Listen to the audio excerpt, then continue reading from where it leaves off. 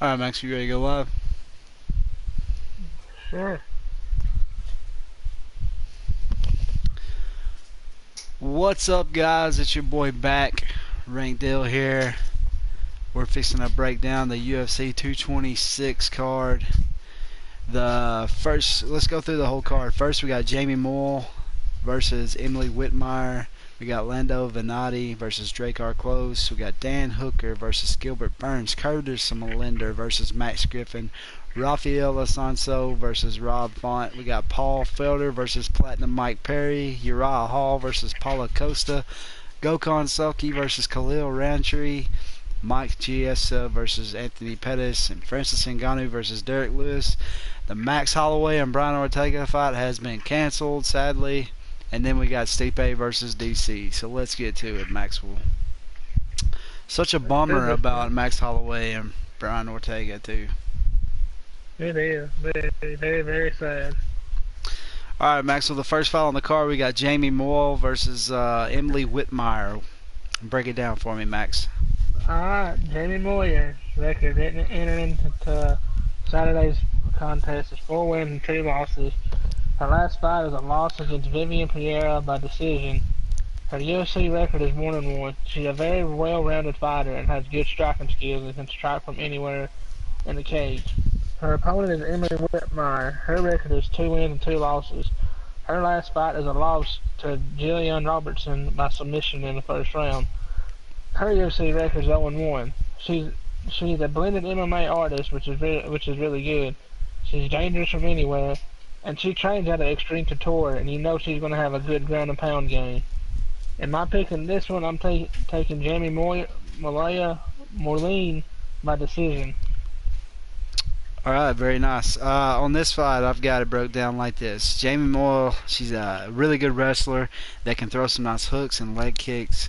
I really like her footwork and her in-your-face style. She's only got one finish in her career, though, and it was by a rear naked choke. And although she's never been finished herself, I thought that was something interesting there. But she has a dominant, notable win over Katie Curran, and everybody, she's a tough cookie. And then Emily Spitfire Whitmire, she fights out of Extreme Couture, and she's on a 2-fight loss streak. She's really susceptible to takedowns and submissions. So I think Jamie Moore is going to get her second pro finish in her career via round 1 armbar. And I think it's going to be easy money for Jamie. All right, on to the next fight. We got Lando Groovy Venata versus Drake R. Close. Lando Venata, his record entered into the cage Saturday, 9 wins, 2 losses, and 1 draw. His last fight was a draw against Bobby Green. His UFC record is 1 win, 2 losses, and with 1 draw. He's a 3-time Fight of a Night winner, he has a 1-time Performance of a Night winner, and that came against John Medeski. And that was his biggest win of his career, was against John Medeski. He had a loss early in his career to Tony Ferguson. He's very powerful, but he's very powerful. He can knock that fight in each hand. He's a straight athlete, and he can be very creative in his fights. He's taking on Drake R. Close, who's entered in the octagon Saturday with a record of 8 wins, 1 loss, and 1 draw.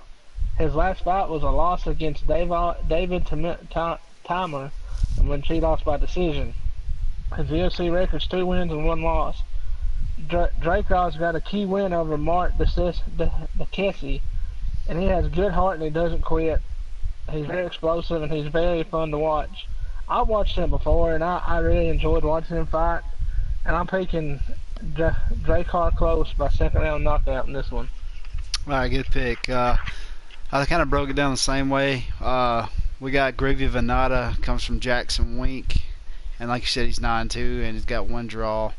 And his last fight was that draw to Bobby Green. It was a really good fight. I kind of thought that he won the fight, though. I went back and watched it this week when I was breaking down these fights, and I thought he won that fight. And the big loss that you were talking about to Tony Ferguson was a round 2 submission. He looked fairly decent in the first round, even though I thought Tony won that round also.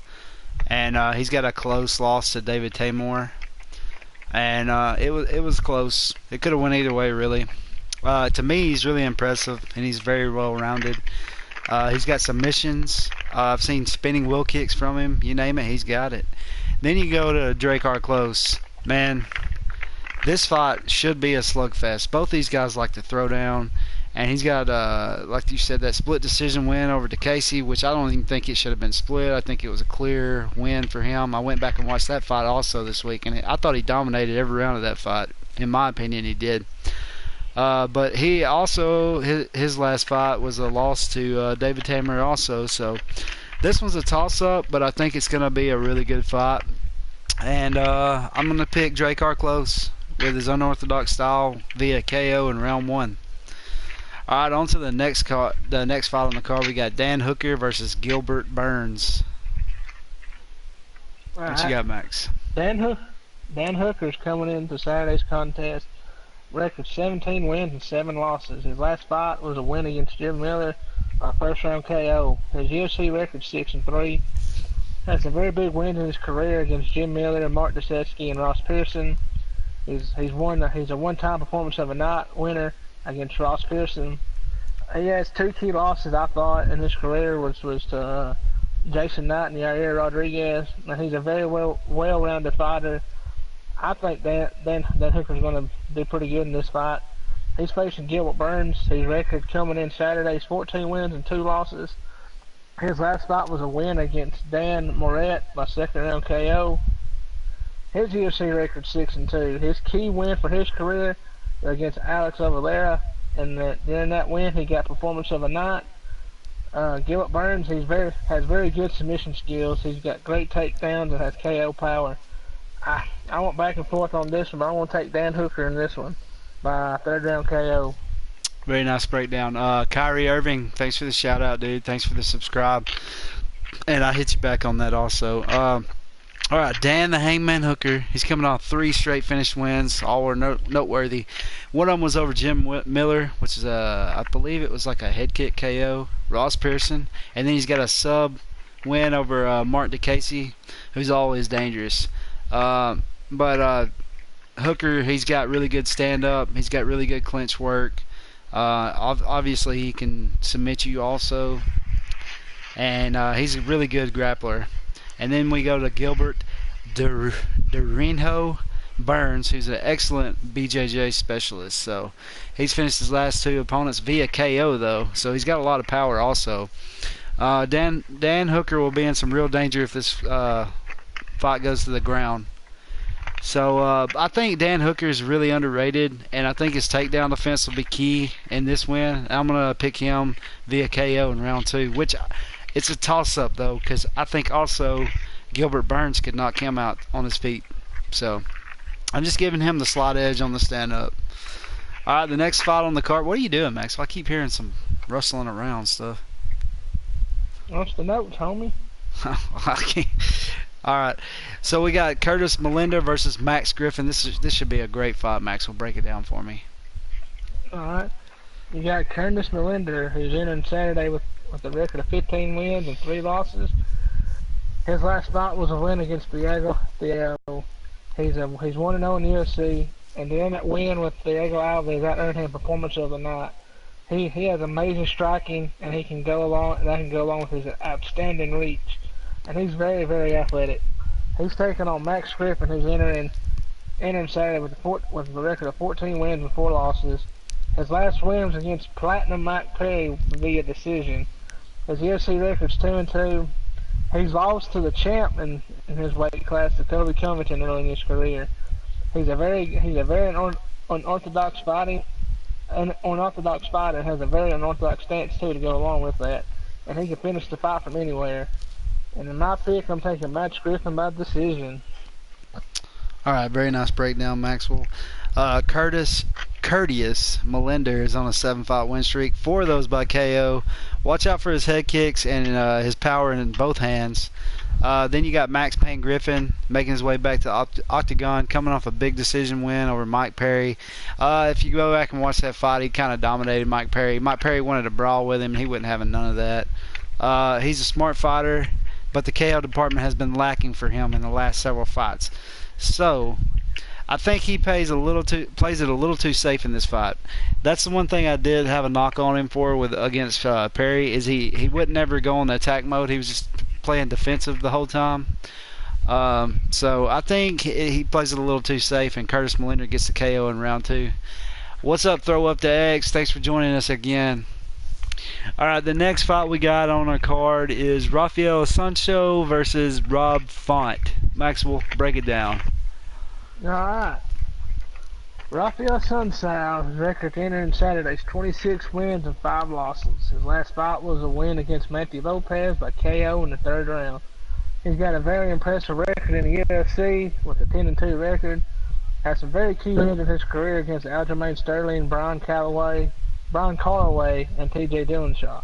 During that Dillashaw fight, that won him Fight of the Night, and during his fight with Matthew Lopez, that won him Performance of the Night. This guy is a master at jiu-jitsu. He's very good on it. Has an off-the-chain Muay Thai clinch, and he's always looking to push the fight and push the action. He's taking on Rob Font. He's entering Saturday with a record of 15 wins and 3 losses. His last fight was a win against Thomas Almeida via KO in the 2nd round. He's in the UFC with a 5-2 record. He's a 2-time Performance of the Night winner with Douglas Silva de Andro and George Root. He has a very good work ethic, has great cardio, and amazing footwork. And I'm gonna pick Rafael Sancho, my 1st round sub. All right, that's a very good pick. Very nice breakdown. A lot of the notes that you take, I've kind of jotted down the same conclusions here. Rafael Sancho's got many notable wins, including the one you said over T.J. Dillashaw, which to me that is just incredible. T.J. Him and Cody are the best in that division, in my opinion. But you got Rafael Sancho. You can't sleep on this guy. But TJ did come back and avenge that loss later. But he's really well rounded. He's got good boxing. He can keep you at distance with his jab, and then he can take you down whenever he wants usually. But Rob Font's coming over that huge KO win, like you were talking about over Thomas Almeida. Both these guys are really well rounded, can finish the fight wherever it goes, and then I put toss up. But I'm going to go with Rafael Sancho via decision. I think he's going to keep him at bay with his jab. I think he's going to kind of make it kind of more of a boring fight. He's going to throw it to the ground and just hold him as whenever he can, which is a smart thing to do against a guy like Rob Font. He's got a lot of power. But I wouldn't be surprised if your prediction comes true either with the submission coming off that. But Rob Font, he's a dangerous guy. He could catch him. He could clip him. And this fight really is a toss-up to me. But I'm picking Sancho by decision. All right, now the first couple fights here that we had, the first 5 fights that we had were really good fights. But now it's on to me, the better part of the night. We got Mike Perry versus Paul Felder. Break it down for me, Max. Alright, Paul, the Irish Dragon Felder, is entering the octagon Saturday with a record of 18 wins and 3 losses. His last fight was a win against Charles Oliveira by KO in the 2nd round. UFC record's really good at 7-3. He's a 1-time Fight of the Night winner, 3-time Performance of the Night winner, with wins with that via Stevie Ray, Sandro Ricci, and Dan Castillo. He's got key wins in his career against Charles Oliveira, Josh Burtman, and Darren Cruikshank. He's got some key losses I thought were to Ross Pearson and Edison Barbosa. Paul Felder has a good kicking game and good pressure, and he has 10 wins by KO in his career. He's taking on Platinum Mike Perry, who's entering the octagon with 11-3 record. His last fight was a loss, who's also on the card this weekend, to Max Griffin by decision. His UFC record is 4-3. He's a 2-time Performance of the Night winner against Alex Reyes and Jake Ellenberger. And all 11 of Mike Perry's wins are by KO. Mike Perry's a great striker. He wants to brawl with you. And another note I put, he's a big shit talker. He wants to talk shit to you all the time in a cage. And I'm taking Mike Perry by 3rd round KO in this one. All right. I'm gonna break down this fight. Before I do, I like Mike Perry. I like his fighting style. I like the way he gets in people's face. I like the way he talks the shit. It makes the fights interesting. But come on, bro. Who made this matchup? It's not a good matchup for Mike, in my opinion. I mean, Mike has got stopping power in both hands, but not so fast, dude. You lost your last fight to somebody that's fighting on the undercard here, and Max Griffin. And you know what's? It's kind of the Colby Covington effect. He's used his mouth to get himself in some places. And Paul Felder, yeah, he's going to take this fight, and I think he knows it's going to be an easy fight for him. He's going to take him down to the ground. He's going to pound him out. That's my opinion. But you know, Mike Perry, kudos to you, bro. You got yourself in this position. Twitter, but he's throwing out M-bombs on there. I mean, he's a crazy motherfucker, and I don't know. I just think that this matchup is absurd. I think Paul Felder, a lot of people sleep on this guy, but I mean, he's got plenty of finishes in the UFC. He's got the experience, and to be honest with you, I think he's one of the best commentators in the business right now, and I don't even see why he's still fighting. But I think Paul Felder takes him down to the ground and finishes via elbows to that tattoo on his eyebrow. So I'm taking Paul Felder in round 1 KO. I'm sorry to go so hard on you, Mike. But next up on the card, we got Uriah Hall and Paulo Costa, the Brazilian beef eater. Alright, in this one, Uriah Hall is coming in Saturday with a record of 14 wins and 8 losses. His last fight was a win against Krzysztof Joko via KO in the second round. He's got a 500 record in the UFC at 6-6. He's a two-time Performance of the Night winner against Krzysztof Joko and Gregor Mousasi. He has some key losses, I thought, in his career to Derek Brunson, Robert Whittaker, and Kevin Gastelum. His biggest win, I thought, in his career came against the legend Chris Lieben. He's good. He's got great leg work and is excellent with the strikes. He also fights out of Extreme Couture. He lost early in his career to Chris Weidman, way early in his career, and 9 of his 13 wins are via KO. He's taking on Paulo Costa, who's entering the octagon with a perfect record of 11-0. His last fight was a win against Johnny Big Rig Hendricks by KO in the second round. His UFC record's 3-0. He's a one-time Performance of a Night winner against Garth McLean. 10 of his 11 wins are via KO, and this guy's got amazing striking skills. And I'm picking Paulo Costa by second round KO in this one. Nice, man. Nice breakdown there, Maxwell. You got a lot of the same things I got. This is a great matchup, though. Primetime Hall. He's got some crazy finishes in his career via head kicks, and he's got, like you said, he's got a KO win over Jotko. But before that, he was on a 3-fight lose streak, and he also has a great win over the Bellator champ Gregor Mousasi. I don't know. Did you mention that? Yeah. Yeah, he does have a win over Gregor Mousasi, and he put. I know you said that he beat Chris Lieben, but he actually put Lieben in retirement. I didn't know if you knew that. Yeah. But he's had his ups and downs, but he's always a threat. Okay, Paulo the Eraser Costa is a very dangerous fighter. All 11 wins, aside from one, come from KO in the first or second round. And his last fight, he KO'd Johnny Hendricks, as you mentioned. And he made it look easy. I mean, he made Johnny look like a fool. Now, this is not the TRT Johnny that was in the past. Now, that's the fight I would like to see.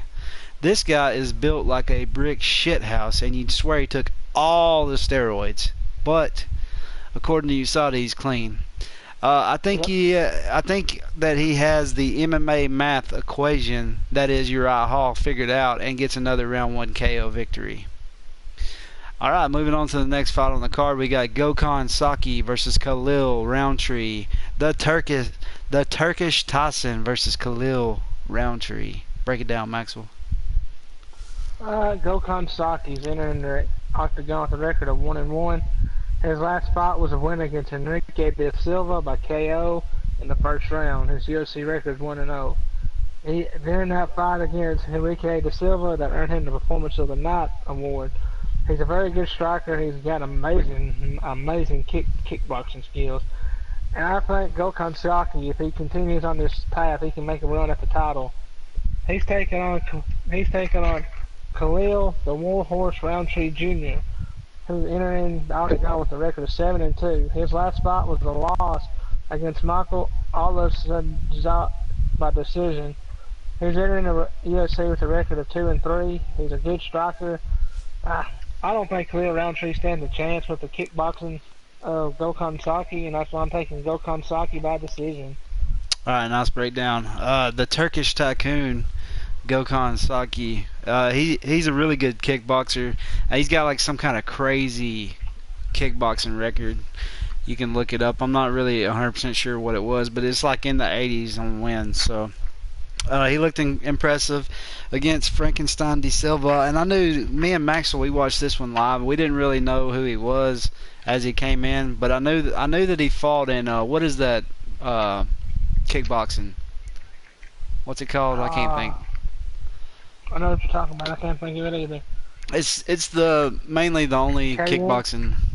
No, it wasn't K1? K1. I know he fought in K1 too, but he's in the new kickboxing league. I know Bellator's got kickboxing also, but I'm just going blank right now. Anyways, he did look good against Frankenstein de Silva. He dropped him like several times in the first round.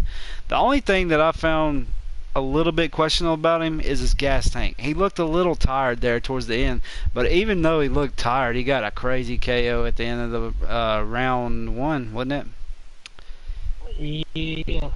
But he is going to have a huge advantage when it comes to the striking department to whomever he fights in that division. I don't think that Khalil has the grappling to hang in there with Gokhan, and I'm not going to waste my breath on breaking it down any further. I think I'm going to take the Turkish Tyson and KO via round one. So let's move on to the next one. Now this one is a great fight. We got Michael Chiesa and Anthony Pettis. Alright, Michael Chiesa is entering the octagon with 14 wins and 3 losses. His last fight was a very controversial loss to Kevin Lee by first round submission. His UFC record 7-3. This guy, he's been around for a while. He's a 2-time fight of the night winner against Jim Miller, 2-time Southern night winner against Colton Smith and Ali Quinta, 1-time performance of the night winner against Daniel Darush. His key wins I thought in his career was against Ali Quinta, Francisco Trujillo, and Jim Miller. He's lost, I thought, to two pretty good opponents in Jorge Masvidal and Kevin Lee. Chiesa's a good scrambler. He has an amazing unorthodox stance, awesome stoppage game, awesome stand-up game, and he can stop you from anywhere. 10 of his 14 wins are via submission. He's taking on Anthony Showtime Pettis, who's entering the octagon with a record of 20 wins and 7 losses. His last fight was a loss against Dustin Poirier by KO in the third. His UFC record 7 wins and 6 losses. He's a 2-time 5-a-night winner, 2-time 7-a-night winner against one coming off Vincent Henderson. He's a 1-time performance of the night winner against Gilbert Melendez, a 3-time KO of the night winner against Donald Cerrone and Joe Lauzon. He is your former champion. He's famous for the Showtime kick back in WEC where he knocked out Vincent Henderson. His key wins in his career, I thought, were against Jeremy Stevens, Donald Cerrone, and Vincent Henderson twice. His key losses, I thought, were against Clay Guida, Rafael Dos Nachos, Eddie Alvarez, Max Holloway, and Dustin Poirier. He has excellent stand-up game, amazing ground game, and he is very creative in the matches he's in. And that's why I am picking Anthony Showtime Pettis via decision. All right, Maxwell, I like your breakdown. This is a crazy one. Michael Maverick Chiesa, his last 2 losses sucked. To me, the Lee choke, you go back and watch it, and he says he was relaxing his neck, trying to stay in there, and I kind of believe him. I've seen people get out of worse situations than that before. And then before that, his loss before that was against Lauzon. It was a doctor stoppage. It was just a bad cut above his eye. They had to stop it. I know that he is one of the most skilled fighters in that lightweight division. And then along with that, he had the fight coming up with Pettis. It was at what, UFC 224? Was that right? I believe so. Yeah, it was When gonna be McGregor UFC. went nuts. Yeah, then that was when McGregor went nuts and got glass in his eye. But he's had a tough road the last 2 years here. Yeah. But I think let me break down Pettis first. We got Showtime Pettis. He's had a rough go lately also, and I think that Father Time might be catching up with him just a little bit. He doesn't look the same. He doesn't have all that wild, crazy stuff going anymore. But he's still got plenty of power. And one thing that people forget about Pettis is his submissions. He's really good off his back, or he used to be. But what concerns me on this fight is the way that Poirier just straight up dominated him. I don't know what happened in that fight with Poirier. Something in his back tore or something while Poirier had a body lock on him. I don't know what happened there. But Poirier was handling him on the ground. He was never really in any trouble when he was on top position most of the fight.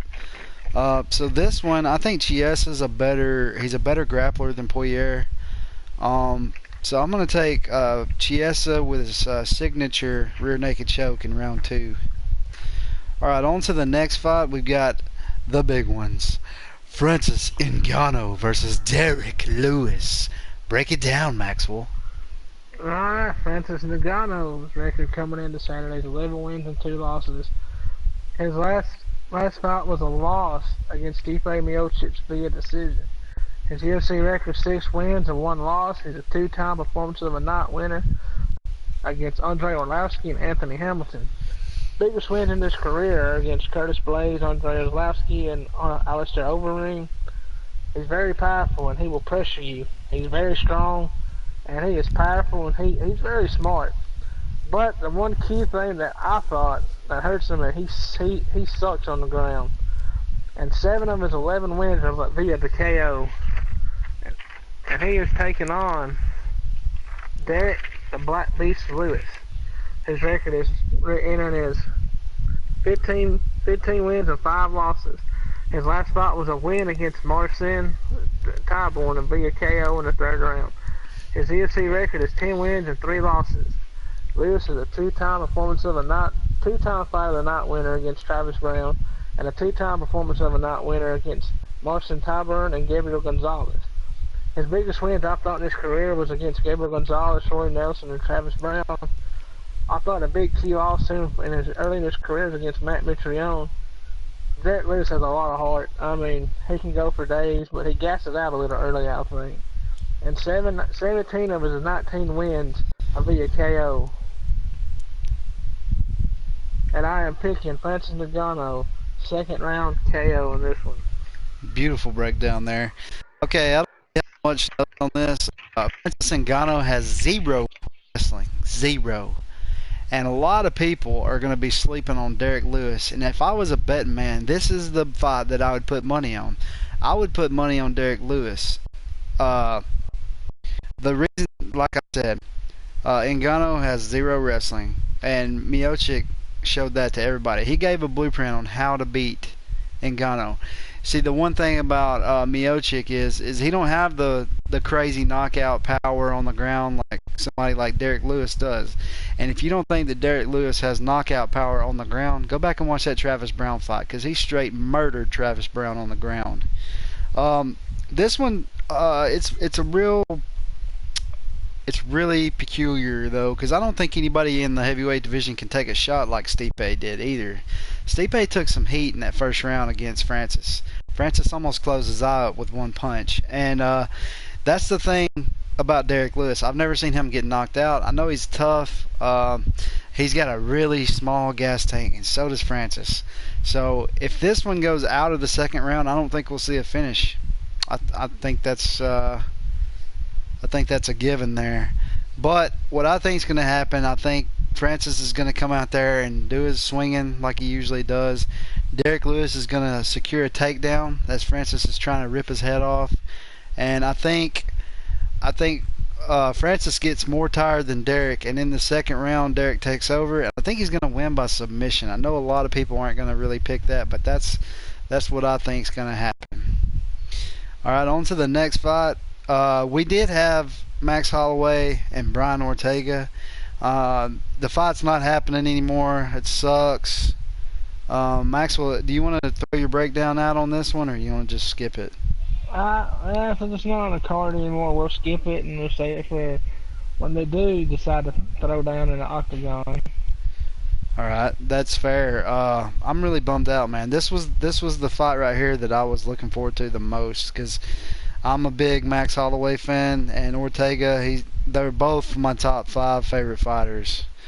But we'll move on to the next fight. Did they replace that fight with anything else? I haven't seen. I know that they were talking about No. doing what was it, Frankie Edgar and Jeremy Stevens for an interim title. Yeah, nothing's came about, but guys, stick around and listen to his podcast throughout the rest of the week until, I guess, Saturday, until day of the fight, to find out if they will replace it, because right now we're stumped. We don't know what's happening, but as soon as we know, we will break it down for you and let you guys know if that's a replacement fight or not.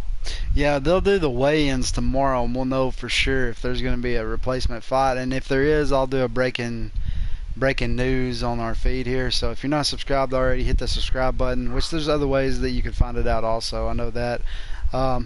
But yeah, it's a bummer, man. I was really looking forward to Max Holloway and Brian Ortega.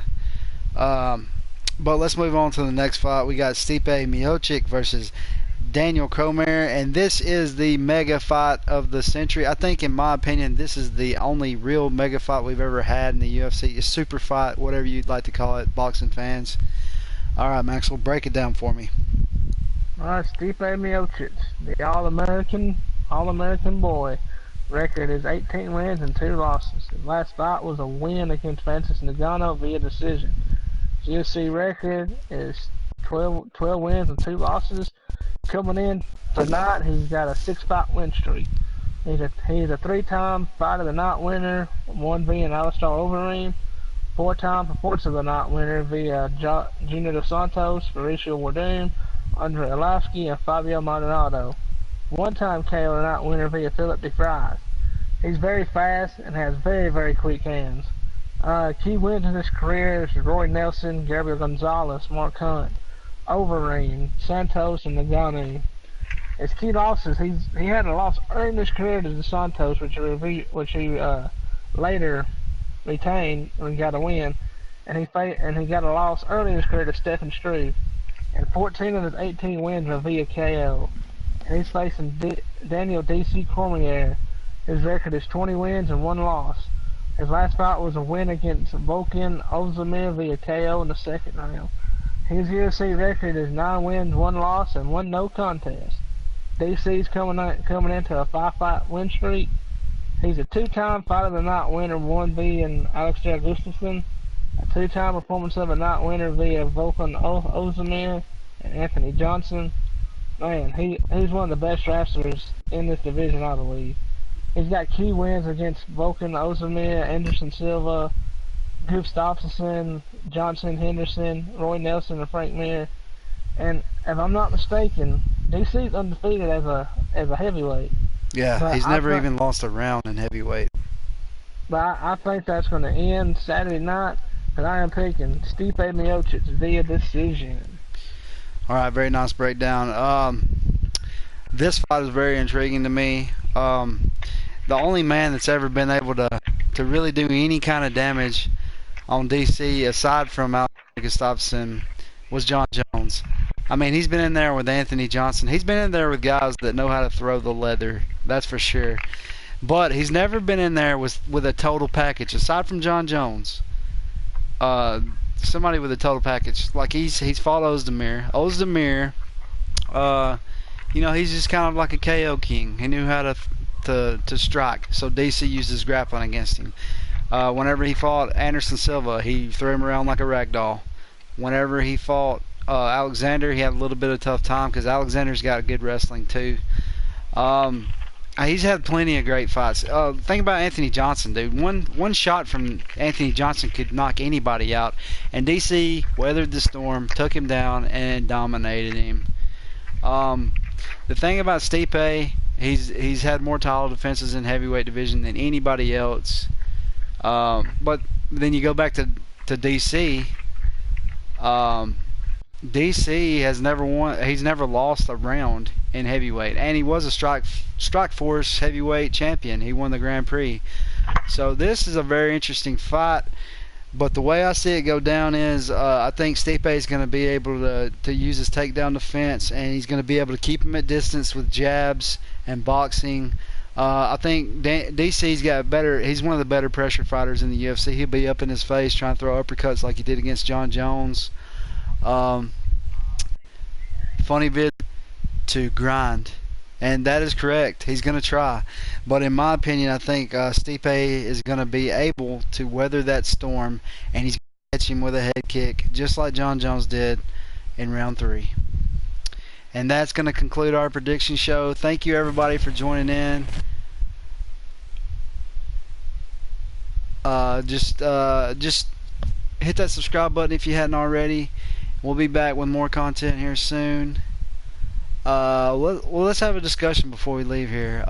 Funny Vid says DC's going to try to grind. Then he also said, also experienced against tougher opponents. That's correct. That's something I was mentioning earlier.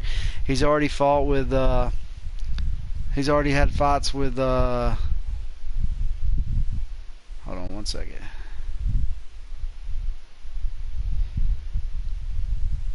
He's already had two fights with John Jones, which I thought he did really good. I thought he won 2 of the 3 rounds in the last John Jones fight.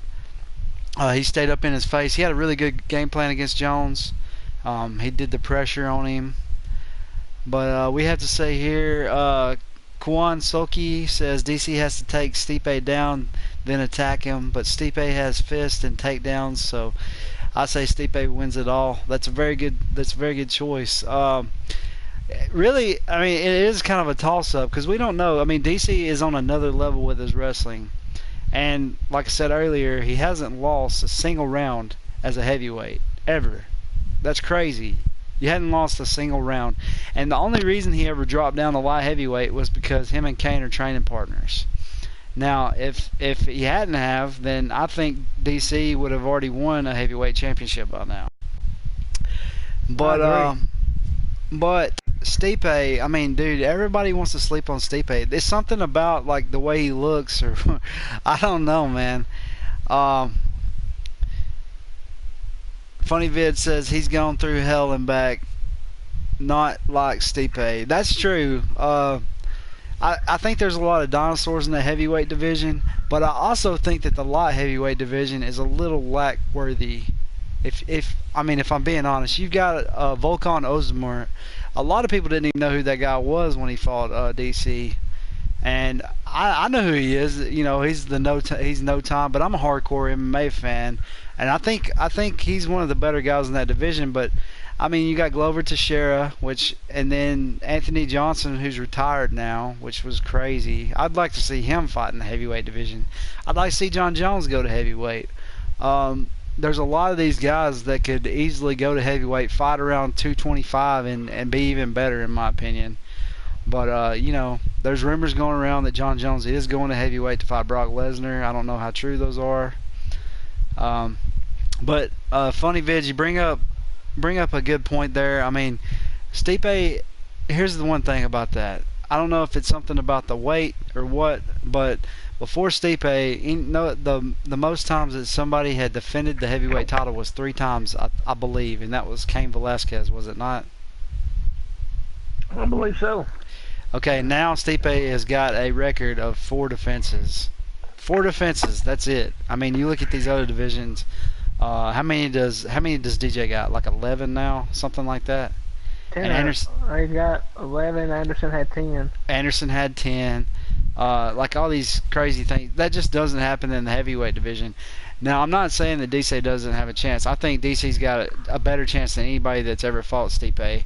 You got these new guys coming in like Francis Ngannou, though, and man, like nobody has that kind of power in the light heavyweight division. So I see what you're saying, that he's gone through hell and back. You're saying DC's gone through hell and back. I agree. I mean, with John Jones, man, those 2 John Jones fights were crazy, and he did well against John Jones. I don't think anybody else could fight Jones like that. Um, Funny Vid says it's harder for natural heavyweight to have condition 5 rounds. Stop, no chance. Yeah, you're right. These heavier guys, they don't seem to have the same kind of the gas tanks. But I do think Stipe does. I think if you look at his fight against Ngannou, I mean, he weathered that storm in the first round, and then he took him down and dominated him for 5 rounds. And you know, this fight right here, it is a toss-up. I'm not saying. I just think that Stipe is going to have the distinct size advantage, not as in weight, but as in his limbs, and he's going to be able to keep him at bay with his jabs and his kicks. I think DC is going to have a little bit of trouble getting in on him like he did with John Jones.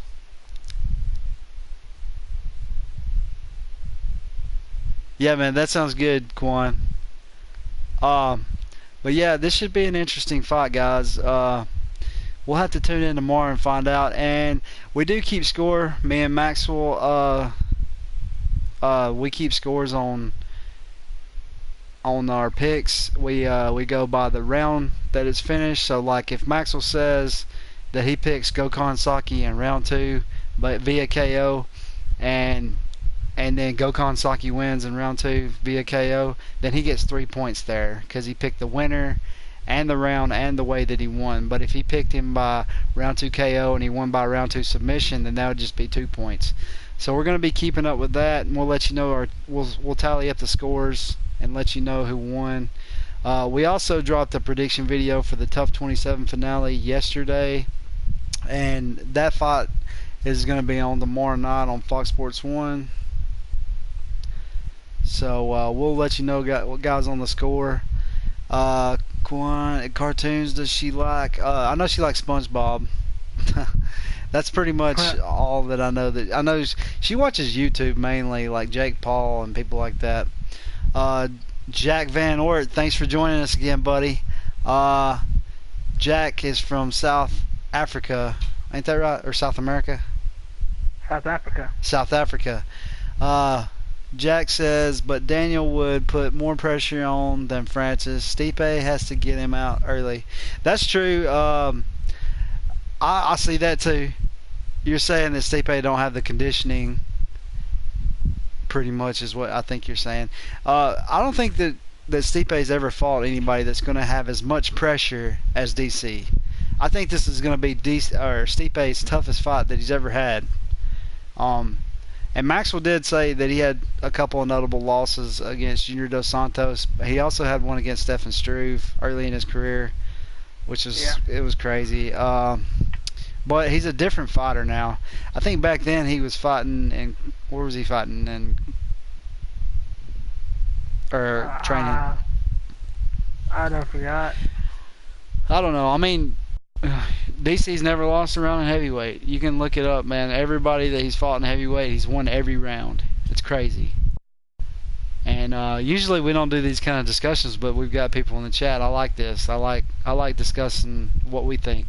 What do you got? Who do you guys think is going to win the main event tomorrow? Since Holloway and Ortega's out, this is the most interesting fight, which I am excited to see. I'm excited to see Gokhan Saki come back. I want to see what he does. There's plenty of fights to go through. Funny Vid says, I like Stipe as a person, but my money is on DC in round 4 TKO. That's a good pick, man. I can't disagree. Yeah. I think if DC's wrestling really takes over, like people think that it will, I think that DC might actually get him in like a crucifix or something and get that round 4 TKO. That'd be a really interesting way for him to win the fight. Like in this position here that he was there on the video, then he turned around and got him in a choke. If he just stayed in that position and kind of threw some elbows from there, I mean, dude, if he really does wear out Stipe, like a lot of people thinks that he can, there's no telling how he can win on the ground. He could win by submission, TKO, whatever. It's a really interesting matchup. But I don't know, man. I've bet against Stipe before. like the Francis Ngannou. I just knew that he was going to lose in the first round via TKO. And you know what? He weathered that storm, took him down. Actually, you know what? If I think about it right, I picked him to win in decision on that one. That's right. I picked that one right. I think, Maxwell, you picked him to lose him KO, did you not? I think so. Yeah, I had to go back and watch that. If Max and Brian does happen, who do you guys got? I think Max is on another level. Oh, man. We really, I think we were going to save our breakdown for that fight because I think it's going to be coming up at UFC 220. What was it? I read something. 227 next. 227 is what they're thinking already. So I think we're going to save our breakdown. But, yeah, everybody's sleeping on Ortega, man. He's got the best jiu-jitsu in that division. I'm not gonna break it down, but I think that y'all are sleeping on him a little bit. And look, dude, he just knocked out Frankie Edgar in the first round. Nobody's ever knocked out Frankie Edgar, so he's got power too. A lot of people thought that he wasn't ready at the time to be in the UFC, and look at him, he's undefeated. He's undefeated, fellas. Ortega, you got Ortega, okay? Funny vids. I might be with you on that. I'm not sure yet. We got plenty of time to break it down. We got another month before that fight. It'll be in August, right? Yeah. But guys, this has been a great discussion. I appreciate everybody chiming in. If you're not with us live, you can go down in the comment section. Let us know who you're picking to win. Man, I appreciate all the love and support, all the subscribes that we've got, all the follows, everything. We're on Twitter also. I'm at the RANKDILL, and Maxwell's at Maxwell2111. Add us on Twitter. We try to keep y'all up to date on the news on there with the UFC and stuff too. I do a lot of retweeting. But the way that we do our breakdowns, Maxwell usually he does the pen and paper kind of breakdown. And I usually go back on Fight Pass and just give you like kind of like my original what I think is going to happen. I don't really go too technical into it, so it's kind of a fun mix of a breakdown show. And we also break down the undercard. I look up all the fights I can on Fight Pass for these undercard fights. It's interesting. Ava, what's two cartoons that you like?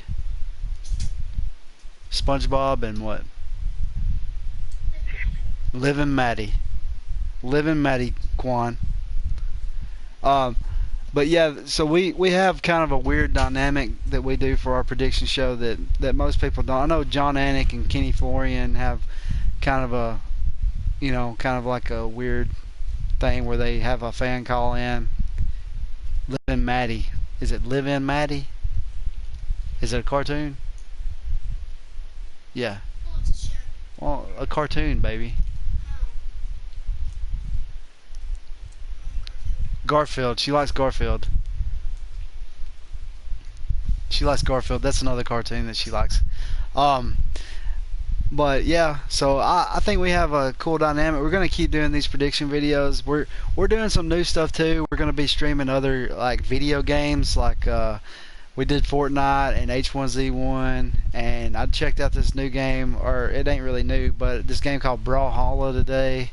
I'm gonna be doing a stream later on of the Far Cry 5 DLC, the Vietnam DLC. They had a new patch drop. So thanks everybody for all the support that we've got this week. We got a lot more subscribers this week than we usually do. And big shout out to Quan Saluki for all the subscribers that he's brought in and all the good work he's been doing on YouTube. If you hadn't already, check out his channel also. You can see him. He's on the live chat here.